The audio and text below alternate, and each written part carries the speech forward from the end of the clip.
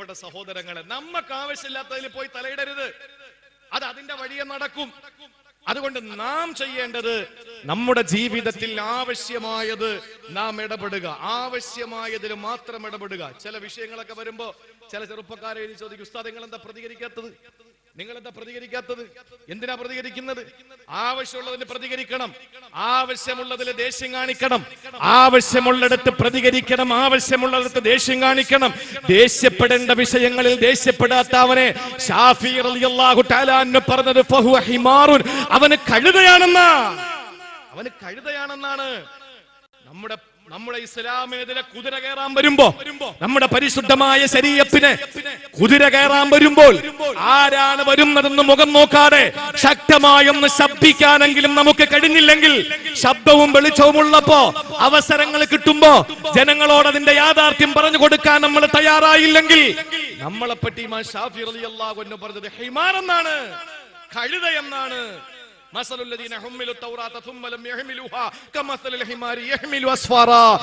ഏടുകൾ ചുമക്കുന്ന കഴുതകളെ പോലെ പണ്ഡിത ദൗത്യം നമ്മൾ നിറവേറ്റണ്ടേ? നമ്മൾ പറയേണ്ടത് ആരായാലും പറയണ്ടേ? എന്തായാലും മരണം ഒറ്റവട്ടമല്ലേ നമ്മൾ മരിക്കൂ. അത് പറയേണ്ടത് പറഞ്ഞിട്ട് അന്തസ്സോടുകൂടി പെടഞ്ഞു വീണ് രക്തസാക്ഷിയായാൽ അതിനപ്പുറം ഈ ഭൂമി ലോകത്ത് എന്ത് നമുക്ക് ലഭിക്കാനാ? അതിനപ്പുറത്തൊന്നും നമുക്ക് ലഭിക്കാനില്ല. പരിശുദ്ധമായ ഇസ്ലാമിനെതിരെ കുതിര കയറുന്നവൻ ഇപ്പോ ഇസ്ലാമിൽ നിന്ന് ഓരോരുത്തർ പുറത്തു പോയിക്കൊണ്ടിരിക്കുകയാണ്. പൊക്കോട്ടെ, ആർക്കെങ്കിലും എന്തെങ്കിലും പ്രശ്നമുണ്ടോ? അള്ളാഹു നമ്മളെ കാക്കട്ടെ. നമ്മൾ ഇസ്ലാമിൽ നിന്ന് പുറത്തു പോയാൽ ആർക്കാ നഷ്ടം? വേറെ ആർക്കും ഒരു നഷ്ടമില്ല. ഒരു ജംഇയ്യത്തുൽ ഉലമകളും അതിനെതിരെ ഒരിക്കലും പ്രഖ്യാപനങ്ങൾ നടത്തൂല. ഒരു സംഘടനയും നിങ്ങൾ അടിക്കൂല. നിങ്ങൾക്ക് മതം ഉപേക്ഷിച്ചു പോയാൽ ബ്രിട്ടീഷ് ഇന്ത്യ മഹാരാജ്യത്ത് നമുക്ക് ഏത് മതത്തിൽ വേണമെങ്കിലും വിശ്വസിക്കാം. പക്ഷേ ഒന്ന് നാം മനസ്സിലാക്കണം, അലി അക്ബർ എന്ന് പേരുള്ള സഹോദരനാണ്. അദ്ദേഹം മതം ഉപേക്ഷിച്ചു പോയി. അദ്ദേഹം പ്രഖ്യാപിച്ചു, ഇന്ന് മുതൽ എന്റെ പേര് എന്താണ്? ശ്രീ നരസിംഹ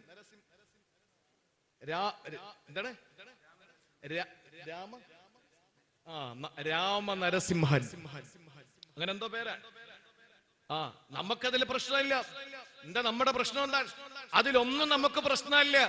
പക്ഷേ പരിശുദ്ധമായ ഇസ്ലാമിനെ ഒളിഞ്ഞും പിളിഞ്ഞും ആക്ഷേപിക്കാമെന്നാൽ, പേജിലൂടെയും സ്റ്റേജിലൂടെയും ആക്ഷേപിക്കാമെന്നാൽ, ജനാധിപത്യ രീതിയിൽ ചങ്കൂറ്റത്തോടെ അതിനെതിരെ മറുപടി പറയാൻ ചുണക്കുട്ടികളായ ആയിരക്കണക്കിന് പണ്ഡിതന്മാരുണ്ട് ഇവിടെ.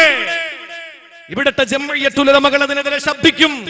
പരിശുദ്ധമായ ഇസ്ലാം വീണ് കിടക്കുന്ന ഒരു വടവൃക്ഷമാണ്. പോവുന്നവനും വരുന്നവനും കയറി ഇറങ്ങി നിരങ്ങാൻ പറ്റുന്ന നിലയിൽ വീണ് കിടക്കുന്ന വൃക്ഷമാണെന്ന് ആരെങ്കിലും ചിന്തിക്കുന്നെങ്കിൽ വിഡ്ഢികളുടെ സ്വർഗത്തിലാണ് അവര്. വിഡ്ഢികളുടെ സ്വർഗത്തിലാണ്.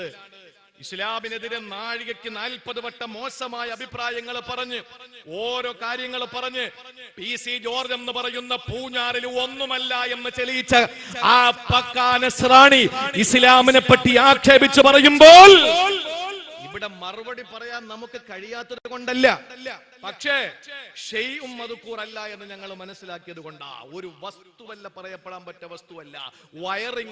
ഇങ്ങനെ ഉണ്ട് എന്ന് പറഞ്ഞിട്ട് വലിയ ആളാണെന്ന് പറയാൻ പറ്റൂലല്ലോ. അതുകൊണ്ട് ഇസ്ലാമിനെ പറ്റി പറയാ, പെട്രോൾ ഇനി ആരും അടിക്കരുത്. ഒരു ചാനൽ ചർച്ച കയറി എന്ന് പറയാ, പെട്രോൾ അടിക്കരുത് ആരും. അങ്ങനെ അടിക്കാതിരുന്നാലേ സൗദികളുടെ അവസാനിക്കുകയുള്ളൂ. ഇത് രണ്ടിന്റെ ഇടയിൽ വേറൊരു വാക്കുണ്ട്, ഞാൻ പറയില്ല. സൗദികളുടെ ഇന്നത് അവസാനിക്കണമെങ്കിൽ നിങ്ങൾ ആരും എണ്ണ അടിക്കരുതെന്ന് പറഞ്ഞു. നിങ്ങൾ ആലോചിച്ചു നോക്കൂ, ഇയാൾ വല്ലതുമാണോ? ഒന്നുമല്ല. നിങ്ങൾ എന്തിനാ ഇസ്ലാമിനെതിരെ കുറ്റം പറയുന്നത്? എന്നെ ഉസ്താദ് തുപ്പി.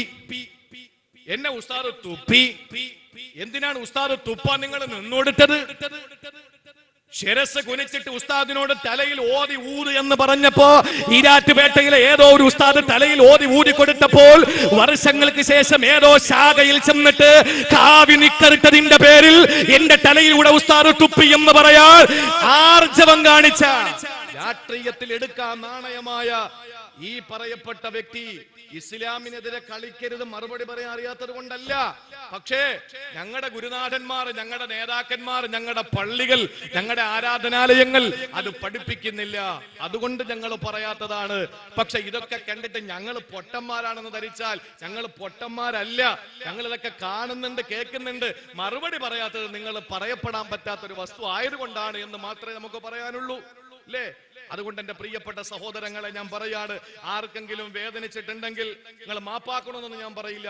ദീനായതുകൊണ്ട് എനിക്കതിൽ അഭിമാനമേ ഉള്ളൂ. അതുകൊണ്ട് എന്റെ പ്രിയപ്പെട്ട സഹോദരങ്ങളെ, പരിശുദ്ധമായ ഇസ്ലാമിനെ സംബന്ധിച്ചിടത്തോളം ആവശ്യമില്ലാത്തടത്ത് നമ്മൾ തലയിടാൻ പോകരുത്. അതാണ് രണ്ടാമത്തെ ഹദീസ്. ഇനി കേട്ടോ മൂന്നാമത്തേത്. ചുരുക്കി പറയാൻ ഇനി ആകെ നമുക്കൊരു അരമണിക്കൂറിന്റെ ഉള്ളിൽ അവസാനിപ്പിക്കണം, അപ്പൊ സമയം തീരും. മൂന്നാമതായി കാരുണ്യത്തിന്റെ പ്രവാചകൻ നമ്മെ പഠിപ്പിച്ച ഹദീസ് ഏതാണ്? അല്ലാഹുവിന്റെ റസൂൽ സല്ലല്ലാഹു അലൈഹി വസല്ലം പറയുകയാണ്, ലാ യകൂനുൽ മുഅ്മിനു മുഅ്മിനാ ഹത്താ യർളാ ലി അഖീഹി മാ യർളാഹു ലിനഫ്സിഹി. മനസ്സിലുള്ള ആഗ്രഹം എന്താണ്? നിനക്ക് എന്ത് ആഗ്രഹമുണ്ട് അത് നിന്റെ സഹോദരനും കിട്ടണമെന്ന് നീ ആഗ്രഹിക്കണം. അങ്ങനെ ആഗ്രഹിക്കുന്ന ഒറ്റ കാര്യമുള്ളൂ, കറണ്ട് ബില്ല് വരുമ്പോൾ. നമ്മളെ വീട്ടിൽ വന്നതിന് അല്പം കൂടെ കിട്ടിയാലും കുഴപ്പമില്ല അപ്പുറത്ത്. എന്റെ പ്രിയപ്പെട്ട സഹോദരങ്ങളെ, മനസ്സിന്റെ ആഗ്രഹം എന്താണ് അത് തന്റെ സഹോദരനും കിട്ടണം. എന്റെ ഭാര്യയ്ക്ക് എന്താണോ എന്റെ ഭാര്യ ആഗ്രഹിക്കുന്നത് അത് എന്റെ സഹോദരന്റെ ഭാര്യയ്ക്കും കിട്ടണം. എന്റെ മക്കൾ എന്താണോ ആഗ്രഹിക്കുന്നത് അത് എന്റെ സഹോദരന്റെ മക്കൾക്കും കിട്ടണം. ഈ ഒരു ആഗ്രഹം നമ്മുടെ മനസ്സിലുണ്ടോ? ഉണ്ടോ? അൻസാരികൾ എന്തുകൊണ്ടാണ് സ്ത്രീകളിൽ ഏറ്റവും ശ്രേഷ്ഠരായ സ്ത്രീകൾ അൻസാരി സ്ത്രീകളാണ്. മക്കയിൽ ചെന്ന് നമ്മൾ കച്ചവടം നടത്തുമ്പോൾ, മക്കയിൽ ചെന്ന് നമ്മൾ സാധനങ്ങൾ വാങ്ങുമ്പോൾ അവിടെ വില പേശുന്നതിന് പ്രശ്നമല്ല. വില തർക്കിച്ചിട്ട് നമുക്ക് സാധനങ്ങൾ വാങ്ങാം. മക്കയിലെ വഴിയോര കച്ചവടക്കാരിൽ നിന്ന് ആ പണി മദീനത്ത് പാടില്ല. മദീനയിൽ ചെന്നാൽ നിങ്ങൾ ഒരിക്കലും മദീനയിലുള്ള കച്ചവടക്കാരോട് വില പേശരുത്. അൻസാരികളാണവർ, അവിടെ പിന്തലമുറക്കാരാണവര്. അൻസാരി സ്ത്രീകളാണ് ശ്രേഷ്ഠരായ സ്ത്രീകൾ.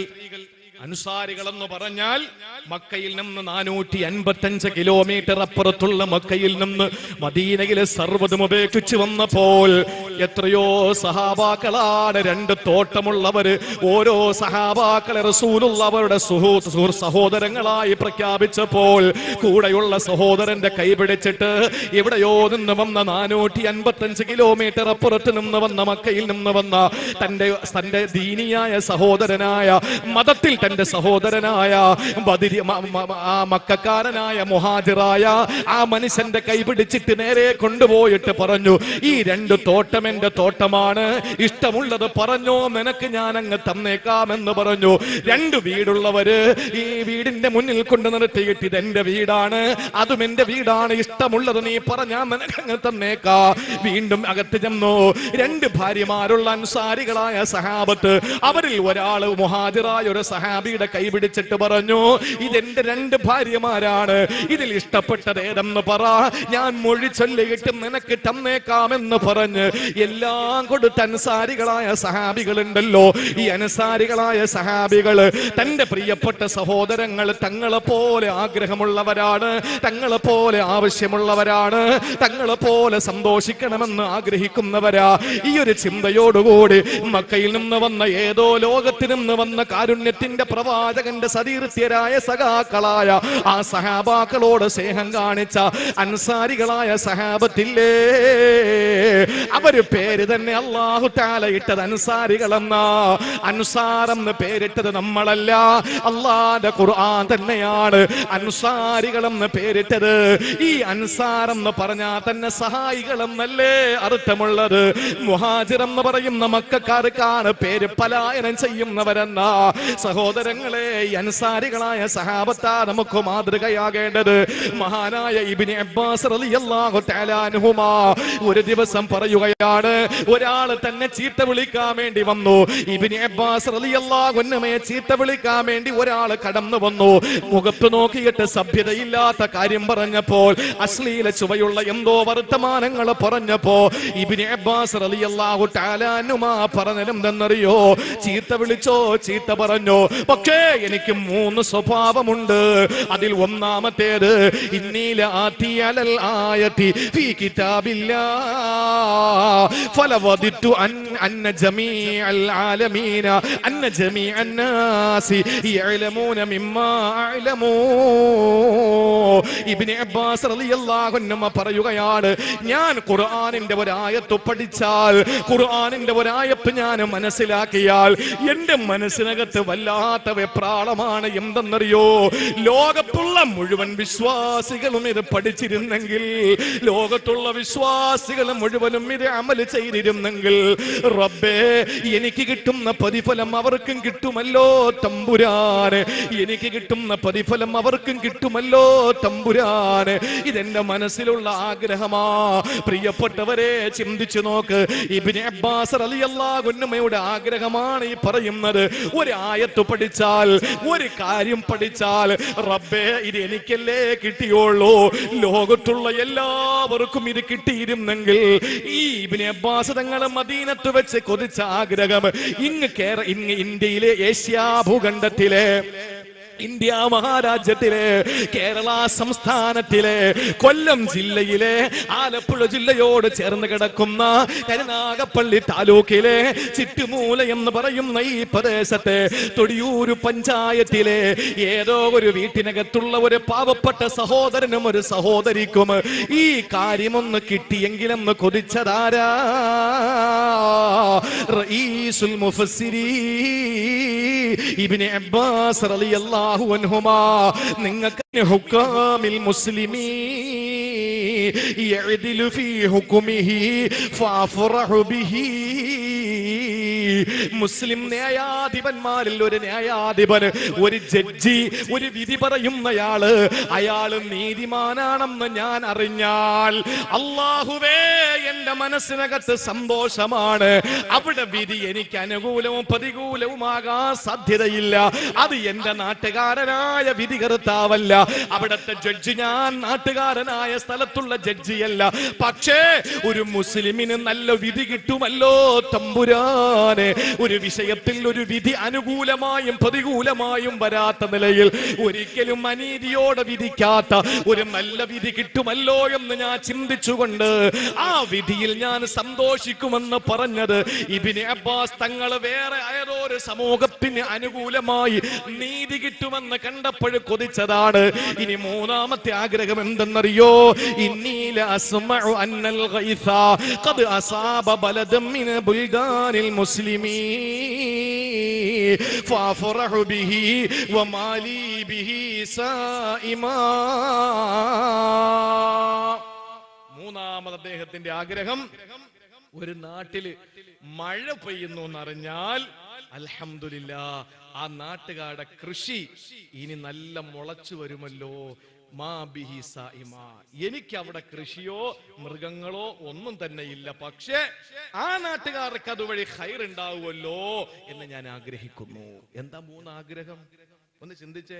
ഒരു കാര്യം ഞാൻ പഠിച്ചാൽ അത് എല്ലാവരും അതൊന്ന് പഠിച്ചിരുന്നെങ്കിൽ, എല്ലാവർക്കും അത് എത്തിച്ചിരുന്നെങ്കിൽ, എല്ലാവരും അത് അറിഞ്ഞിരുന്നെങ്കിൽ, അമൽ ചെയ്തിരുന്നെങ്കിൽ എന്നുള്ള ആഗ്രഹം. 2,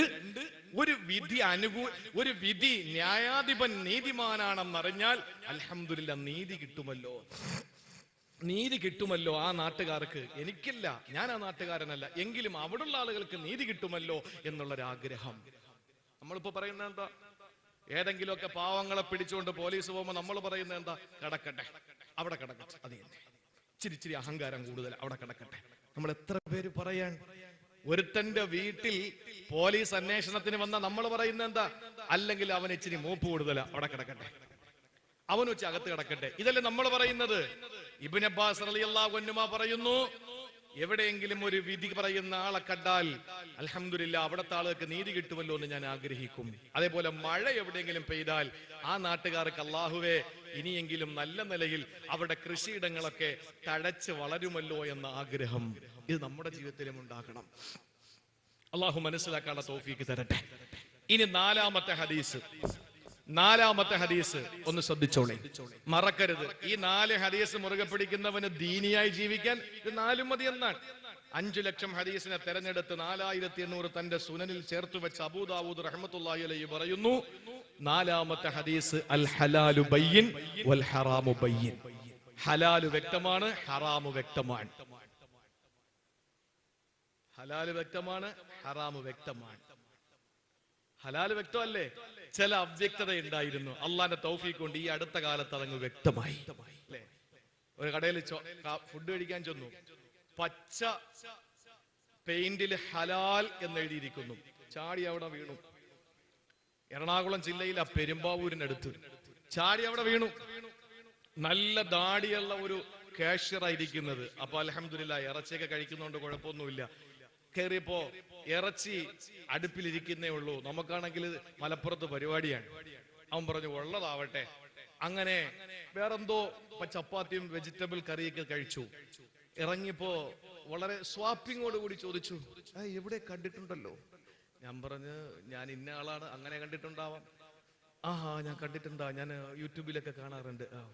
ഞാൻ നാടെവിടെയാ? ഞാൻ പറഞ്ഞ തിരുവനന്തപുരത്തുകാരനാണ്. ചോദിച്ചു, നിങ്ങളുടെ നാടൻ എവിടെയാ? ഞാനും അതിനൊക്കെ അടുത്ത് തന്നെയാണ് എന്നൊക്കെ പറഞ്ഞു. ഞാൻ ചോദിച്ചു, വലിയ ഹാജിയരൊക്കെ ആയിരിക്കും എന്ന് കരുതിയിട്ടാ ചോദിച്ചു. ഞാൻ ചോദിച്ചു, പേരെന്താ? പറഞ്ഞു, സുബ്രഹ്മണ്യൻ. എന്റെ പൊന്നു സഹോദരങ്ങളെ, ഹലാലെന്ന് പച്ച കളറിൽ വെണ്ടയ്ക്ക് നിരത്തി അതില് കളർ ബൾബും ഇട്ട് അതിനകത്ത് ഹലാലാണോ ഹറാമാണോ എന്ന് നമുക്കറിയില്ല. ഇപ്പൊ അള്ളാന്റെ തൗഫീഖ് കൊണ്ട് എന്താ സംഭവിച്ചെന്നറിയോ? രാജ്യത്തെ വർഗീയവാദികളൊക്കെ ലിസ്റ്റ് എടുത്തിട്ട് കരുനാഗപ്പള്ളിയിൽ തുപ്പല് കിട്ടുന്ന സ്ഥലങ്ങൾ, ഹലാൽ തുപ്പല് കിട്ടാത്ത ഹോട്ടലുകൾ.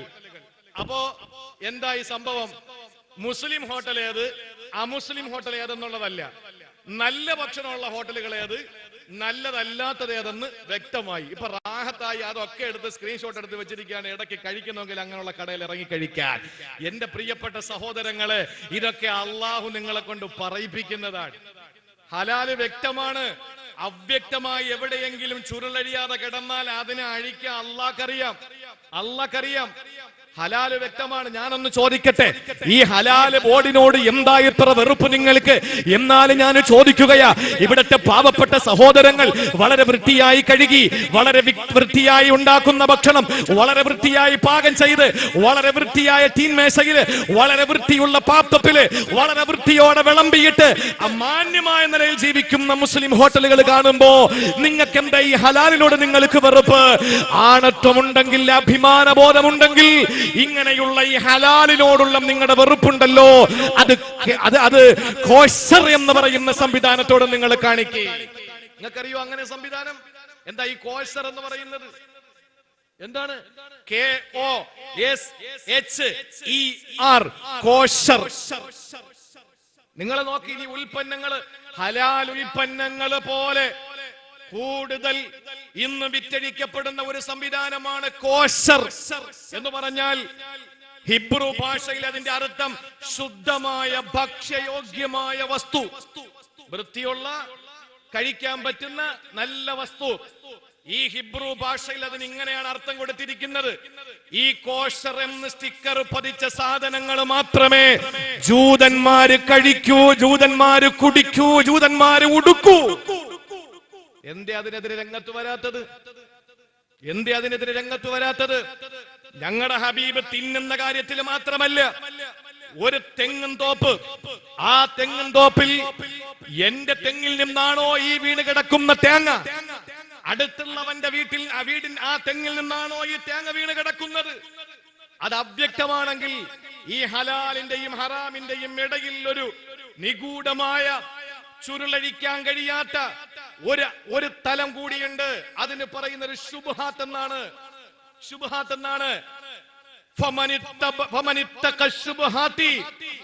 ആരെങ്കിലും ശുബ്ഹാത്തിനെ സൂക്ഷിച്ചു കഴിഞ്ഞാൽ അള്ളാഹുവിന്റെ ഹബീബ് സല്ലല്ലാഹു അലൈഹി വസല്ലം പറഞ്ഞത് അവൻ വിജയിച്ചു എന്നാണ്. ഹലാല് വ്യക്തമാണ്. നോക്കിക്കൊണ്ട് നിൽക്കുമ്പോ തന്റെ തോപ്പിലെ തെങ്ങിൽ നിന്ന് തേങ്ങ വീണു, ഹലാൽ വ്യക്തം. നോക്കിക്കൊണ്ട് നിന്നപ്പോ അപ്പുറത്തെ തെങ്ങിൽ നിന്ന് തേങ്ങ വീണു, ഹറാമും വ്യക്തം. ഇത് രണ്ടും കാണാതെ വീടിന്റെ മുറ്റത്തിറങ്ങിയപ്പോ മുറ്റത്ത് തേങ്ങ കിടക്കുന്നു. ഇവിടത്തതുമാകാം അവിടത്തതുമാകാം. അതിന്റെ പേരാണ് ഹറാമ്. അതിന്റെ പേരാണ് ഹറാമ്. ഇത് ഞങ്ങൾ കഴിക്കൂല എന്ന് പറഞ്ഞാൽ ഞങ്ങളെ ഇത് തീറ്റിച്ചേ അടങ്ങൂ എന്ന് പറയാൻ ആരാ നിങ്ങൾക്ക് അനുവാദം തന്നത്? ഞങ്ങൾ ഇഷ്ടമുള്ളത് കഴിക്കും, ഞങ്ങൾക്ക് ഇഷ്ടമുള്ളത് തിന്നണം, ഞങ്ങൾക്ക് ഇഷ്ടമുള്ളത് ഉടുക്കണം, ഞങ്ങൾക്ക് ഇഷ്ടമുള്ളത് ധരിക്കണം, ഞങ്ങൾ ഇഷ്ടമുള്ളിടത്ത് കിടക്കും. അത് ചോദിക്കാൻ ഇവിടെ ആരെയും ഏൽപ്പിച്ചിട്ടില്ലല്ലോ. ഇന്ത്യ മഹാരാജ്യത്ത് അതിനുള്ള അനുവാദം ഞങ്ങൾക്കുണ്ടല്ലോ. ഞങ്ങളുടെ മതമനുസരിച്ച് ജീവിക്കുന്നതിന് രാജ്യത്തിന്റെ മഹത്വമായ മഹോന്നതമായ ഈ രാജ്യത്തിന്റെ ഭരണഘടനയ്ക്ക് വിരുദ്ധമാകുന്നില്ല. എന്തുകൊണ്ട് കോഷറിനെതിരെ പോകുന്നില്ല? 2-3 ഉദാഹരണങ്ങൾ പറയാം. നിങ്ങൾ അലസരായി പോകരുത്. ഞാൻ കഴിഞ്ഞ മാസം വന്നപ്പോ 1.5 മണിക്കൂറെ പ്രസംഗിച്ചോളൂ, ബാക്കി പിരിവായിരുന്നു. അപ്പൊ അതുകൊണ്ട് എനിക്ക് തന്നെ എന്റെ സ്വത്വബോധത്തോടെ തന്നെ എനിക്കൊരു അനീതി തോന്നി. അതുകൊണ്ട് ഞാൻ 2 മണിക്കൂർ പ്രസംഗിക്കും. ഇനി 15 മിനിറ്റ് കൂടെ പ്രസംഗിച്ചിട്ട് നിങ്ങൾ തരുന്ന എന്താണോ അത് വാങ്ങിക്കൊടുക്കും ഇൻഷാ അല്ലാഹ്. അള്ളാഹു തൗഫീക്ക് തരട്ടെ, കൊടുക്കാൻ അള്ളാഹു മനസ്സ് തരട്ടെ. ആമീൻ പറയും. കൊടുക്കുകയും കൂടെ വേണം, ആമീൻ പറഞ്ഞാൽ മാത്രം പോരാ. അപ്പൊ ഏതായിരുന്നാലും എന്റെ പ്രിയ സഹോദരങ്ങളെ, ഒരു 2 ഉദാഹരണം പറഞ്ഞുതരാം. ഇവിടെ നിന്ന് കയറ്റുമതി ചെയ്തു, ബീഫ് കയറ്റുമതി ചെയ്തു. ഈ ബീഫ് കയറ്റുമതി ചെയ്ത് വിദേശ രാജ്യങ്ങളിലെ സൗദി അടക്കം, ഖത്തർ അടക്കം, ബഹ്റൈൻ അടക്കം, കുവൈറ്റ് അടക്കം, ദുബായ് അടക്കം, ഒമാൻ അടക്കമുള്ള രാജ്യങ്ങളിലെ കയറ്റുമതി ചെയ്തു. അങ്ങനെ കോടികൾ സമ്പാദിച്ചു. അവിടെ അൽ കബീർ എന്ന് പറയുന്ന ബീഫ് കയറ്റുമതി അവസാനം കണ്ടുപിടിക്കുമ്പോൾ അതിന്റെ പിന്നിൽ ഇവിടത്തെ രാജ്യവിരുദ്ധമായി പ്രവർത്തിക്കുന്ന രാജ്യത്തിന്റെ ശത്രുക്കളായ വർഗീയ ഫാസിസ്റ്റുകളാണെന്ന് തെളിഞ്ഞു. ഇല്ലേ? പിന്നെയോ എന്റെ പ്രിയപ്പെട്ട സഹോദരങ്ങളെ, ഹലാൽ ശർക്കര, ശബരിമലയിലേക്ക് കയറ്റി അയക്കുന്ന ശർക്കര, ഹലാൽ ശർക്കര, അങ്ങനെ അത് കുറെ വിവാദം ഉണ്ടായി. രാജ്യം ഭരിക്കുന്ന പാർട്ടിയുടെ കേരളത്തിന്റെ പ്രസിഡന്റ് അത് പത്രസമ്മേളനം വിളിച്ചിട്ട് പറഞ്ഞു. അയാൾ എന്താ പറയുന്നത് അയാൾക്ക് തന്നെ അറിയില്ല.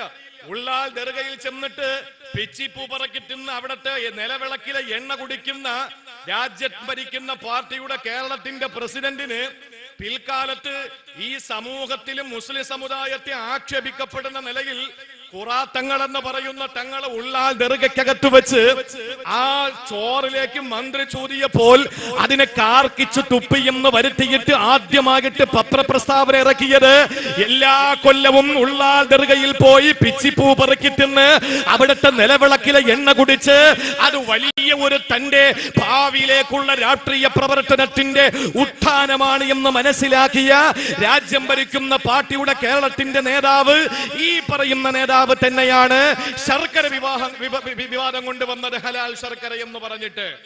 അങ്ങനെ ഇത് പഠിക്കാൻ തീരുമാനിച്ചു. ഇത് എവിടെന്നാ ഇത് കൊണ്ടുവരുന്നതെന്ന് തീരുമാനിച്ചു.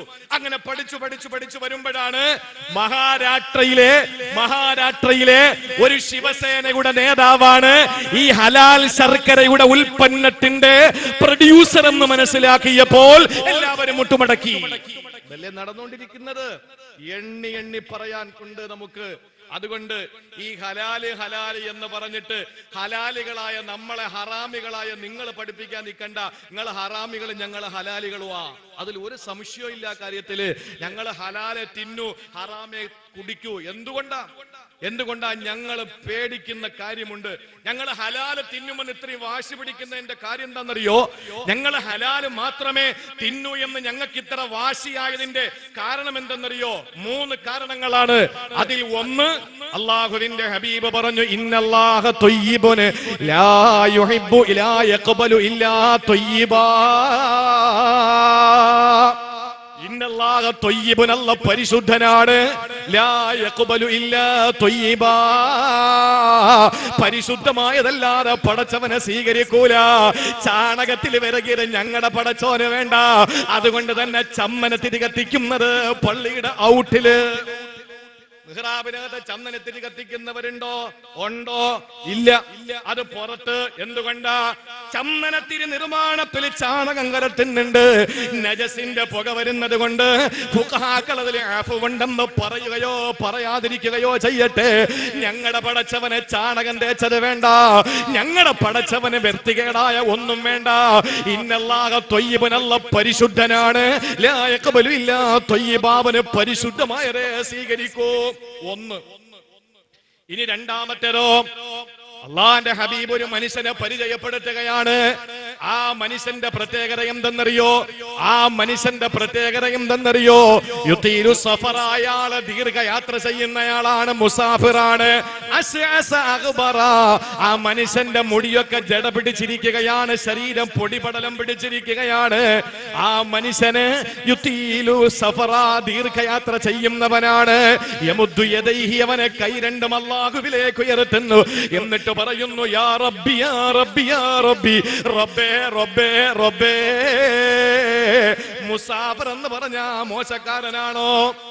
പല പള്ളികളിലും ദീർഘവീക്ഷണത്തോടുകൂടി മുസാഫിർ ഖാന കെട്ടിയിട്ടുണ്ട്. യാത്രക്കാരായ ചില ആളുകളുണ്ട്, അവർക്കൊരു ദിവസം താമസിക്കാൻ. മുസാഫിർ എന്ന് പറഞ്ഞാൽ അവൻ കോടീശ്വരനാണെങ്കിൽ പോലും സക്കാത്ത് വാങ്ങാൻ അർഹതപ്പെട്ടവനാണ്.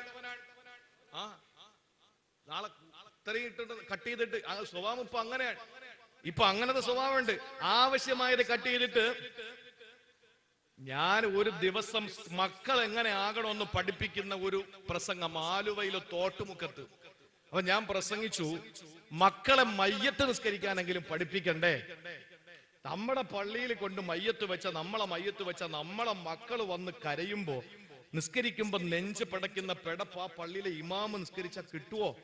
ഇമാമിന് 2000 രൂപ കൊടുക്കുന്നു. ആ ഇമാമിന് കിട്ടുന്ന എന്റെ വാപ്പ മരിക്കുമ്പോ എന്റെ വാപ്പാക്ക് കിട്ടുന്ന ആ മരണപ്പെട്ട എന്റെ വാപ്പാടെ മരണത്തിൽ വേദനിക്കുന്ന എന്റെ ഹൃദയത്തിന്റെ പെടപ്പ് പള്ളിയിലെ ഉസ്താദിന് കിട്ടുവോ എന്ന് ഞാൻ ചോദിച്ചു. അപ്പോഴാണ് ബഹുമാനപ്പെട്ട കാന്തപുരം AP അബൂബക്കർ ഉസ്താദിന്റെ മകൻ അബ്ദുൽ ഹക്കീം അസ്ഹരിയുടെ ഒരു പ്രസംഗം വേറൊരു സ്ഥലത്ത് അദ്ദേഹം പ്രസംഗിച്ചു. എന്താണെന്നറിയോ? നിങ്ങൾ സിയാറത്തിന് പോകുമ്പോ ആ സിയാറത്തിന് പോകുന്ന സ്ഥലത്ത് നിങ്ങൾ ഒരു വക്കീലിനെ കൂടെ പിടിക്കണം. എന്ന് പറഞ്ഞാൽ നമ്മുടെ ആസാ സാറിനെ പോലുള്ള ആളല്ല, പള്ളിയിലെ മുക്രിയോ അല്ലെങ്കിൽ വേറെ ആരെങ്കിലും ഒന്ന് വിളിച്ചിട്ട് പോണം, എന്തെങ്കിലും സദക്കയൊക്കെ അവർക്ക് കൊടുത്തിട്ട് അദ്ദേഹത്തെ കൊണ്ട് ദ്വാരപ്പിക്കണമെന്ന് പറഞ്ഞു. അദ്ദേഹം എന്ത് രീതിയിൽ പറഞ്ഞു അദ്ദേഹം പറയട്ടെ, ഞാനല്ല പറയേണ്ടത്. ഇത് രണ്ടും കൂടി അങ്ങോട്ട് ആവശ്യത്തിന്, എത്രയോ കൊല്ലത്തിന് മുമ്പ് ഞാൻ പ്രസംഗിച്ച പ്രസംഗമാണ്, അത് രണ്ടും കൂടി വെട്ടിയെടുത്തിട്ട് വളരെ മനോഹരമായി നമ്മുടെ ചില ആളുകളൊക്കെ എന്ത് ചെയ്തു, അവര് പറഞ്ഞു, കണ്ടോ അബ്ദുൽ ഹക്കീം അസ്ഹരിക്ക് നവാസ് മന്നാനിയുടെ കിടിലം മറുപടി. അബ്ദുൽ ഹക്കീം അസ്ഹരിയുടെ രോമത്തിന്റെ വില എനിക്കുണ്ടോ? ഇല്ലെന്ന് വിശ്വസിക്കുന്നവനാ ഞാൻ. ആലിമീങ്ങളുടെ ഒരു വില എനിക്കില്ല, ഞാൻ ആലിമായിട്ടില്ല. എന്റെ ഉസ്താദുമാരും എന്റെ സീനിയറായി എന്റെ കൂടെ പഠിക്കുന്നവരും അവര് എഴുതി തരുന്നത് കാണാതെ പഠിച്ചിട്ട് മനസ്സിലാക്കിയിട്ട് പ്രസംഗിക്കുന്ന ഒരാളാ ഞാൻ. അങ്ങനെ ഒരു ബോധം എനിക്കുണ്ട്. അതിപ്പോ പറഞ്ഞു പോലെ അടുത്ത വർഷം നിങ്ങൾ വാതിനെ വിളിച്ചില്ലെങ്കിൽ 1001 തൊട്ട് അൽഹംദുലില്ലാ വേണമെങ്കിൽ ഒരു പാവം അങ്ങോട്ട് തന്നേക്കാം. ഞാൻ പറയുന്നത് എന്റെ പ്രിയപ്പെട്ട സഹോദരങ്ങളെ, നമ്മൾ ഒരിക്കലും സന്ദർഭത്തിന് നടത്തിയെടുത്തിട്ട് മനുഷ്യനെ കൊച്ചാക്കാൻ നടക്കരുത്. അതിന് നമ്മളെ പുകഴ്ത്തിയാലും ഒന്നും നമുക്കത് വേണ്ട. ഇനിയിപ്പോ ഇത് നാളെ ക്ലിപ്പായിട്ട് വരും, അതാ പ്രശ്നം. ഈ പറഞ്ഞ നാളെ ക്ലിപ്പാവും. എന്തൊരു ലോകമാണ് എന്റെ സഹോദരങ്ങളെ. മൂത്രമൊഴിക്കാൻ പ്രയാസമാണ്. ചെന്നിരുന്നാൽ അതിൽ ഇങ്ങനെ സൂം ചെയ്ത് പിടിക്കും മൂത്രമൊഴിക്കുന്നത്, ഇന്നയാള് മൂത്രമൊഴിക്കുന്നു എന്ന് പറഞ്ഞ് ക്ലിപ്പിലിട്ട് അങ്ങനെ ഇട്ട് പിന്നെ പൈസ ഉണ്ടാക്കാൻ വേണ്ടി കുറെ ആളുകളെ യൂട്യൂബ് എന്ന് പറഞ്ഞിങ്ങനെ നടക്കുക. അള്ളാഹു മനസ്സിലാക്കാനുള്ള തൗഫീക്ക് തരട്ടെ. എന്തിന് യൂട്യൂബിലിടക്കം? എന്തൊരു ലോകമാണിത്, എന്തൊരു ലോകമാണ്. തഴവാ ഉസ്താദ് വഴലു പറഞ്ഞ ലോകം. ആ തഴവാ ഉസ്താദ് വഴലു പറഞ്ഞു. ഇപ്പൊ അതിൽ കമന്റ് വരുന്നുണ്ടാവും. കാരണം ഈ 2-3 ചാനലിൽ ഈ പ്രസംഗം പോകുന്നുണ്ട്. പിന്നെ എന്തിനാ ഇത് വെക്കുന്നതെന്നൊക്കെ ചോദിക്കുന്നവരുണ്ടാവും. ഒരു മറുപടിയും ഇല്ല. നമുക്ക് അങ്ങനെ മറുപടി പറയാനുള്ള സമയവും ഇല്ല. ആ സമയത്ത് 10 അക്ഷരം പഠിച്ചിട്ട് 10 പേരുടെ മുമ്പിൽ പറഞ്ഞു കൊടുക്കാൻ വേണ്ടി ഓടി നടക്കുകയാണ്. അള്ളാഹു മനസ്സിലാക്കാനുള്ള തൗഫീക്ക് നൽകി അനുഗ്രഹിക്കുമാറാവട്ടെ. അതുകൊണ്ട് പ്രിയപ്പെട്ട സഹോദരങ്ങളെ, ഞാൻ പറഞ്ഞു വന്നത് സന്ദർഭത്തിൽ നടത്തിയെടുക്കരുത്. ഞാൻ പറയുന്നത് പണക്കാരനാണെങ്കിൽ പോലും യാത്രക്കാരൻ സക്കാത്ത് വാങ്ങാൻ അർഹനാണ്. നല്ലൊരു മുദരിസ, അള്ളാഹു അനുഗ്രഹിച്ച മുദരിസ, പഴയ ഇബ്രാഹിം ഉസ്താദ്, 100 കണക്കിന് വിദ്യാർത്ഥികൾ, മതിയെന്ന് പറഞ്ഞുകൊണ്ടാ ഈ ആദർ റളിയല്ലാഹു അൻഹ സംസമിൽ നോക്കിയിട്ട് മതി മതി എന്ന് പറഞ്ഞതൊക്കെ ഇപ്പോഴത്തെ അവസ്ഥ. കുട്ടികൾ മതിയെന്ന് പറഞ്ഞുകൊണ്ടാണ്. അതേപോലെ ഗനീമി ഉസ്താദ് പഴയകാല പ്രഭാഷകനാണ്, ഓടി നടന്ന പ്രഭാഷകൻ. അതുപോലെ ഇർഷാദ് മന്നാനി എന്ന മോശക്കാരല്ല. അപ്പൊ ഞാൻ പ്രസംഗിക്കാൻ തന്നെ ആർക്കും ഒരു ആഗ്രഹം തോന്നുമല്ലോ. ആ ആഗ്രഹം എനിക്ക് തോന്നിയത് മുജീബ് റഹ്മാൻ ഉസ്താദിന്റെ വാദം കേട്ടിട്ട്. അപ്പൊ ഇരിക്കുന്നവരെന്ന മോശക്കാരല്ല. ഞാൻ പറയുന്നത് എന്റെ പ്രിയപ്പെട്ട സഹോദരങ്ങളെ, ഒരു യാത്രക്കാരൻ കരുനാഗപ്പള്ളിയിൽ ഒന്ന് പെട്ടു. അയാള് നാട്ടിൽ വലിയ സമ്പന്നനാണ്, പക്ഷേ ഇയാൾക്ക് പോകാൻ നിവൃത്തിയില്ല. അയാൾ സക്കാത്ത് വാങ്ങാൻ അർഹനാണ്. അയാൾ കോടീശ്വരനാവട്ടെ ആവാതിരിക്കട്ടെ, ഇവിടെ നിന്ന് രക്ഷപ്പെടണ്ടേ. അതുകൊണ്ടാണ് എന്താണ് ഉസ്താദിന്റെ ഖുർആനിലെ ആയത്ത് ഏതാ? ഫീ സബീലില്ല, അല്ലേ? ഫീ സബീലില്ല, വബിനി സബീൽ, വബിനി സബീൽ, ഫീ സബീലില്ല അല്ല, വബിനി സബീൽ. ഇന്നമ സക്കാത്തു ഇന്നമ സദഖത്തു ലിൽ ഫുഖറാഇ വൽ മസാകീൻ വൽ ഗാരിമീൻ എന്ന് പറയുന്ന ആയത്തിൽ കാണാം വബിനി സബീൽ, വഴിയാത്രക്കാരൻ. അല്ലേ?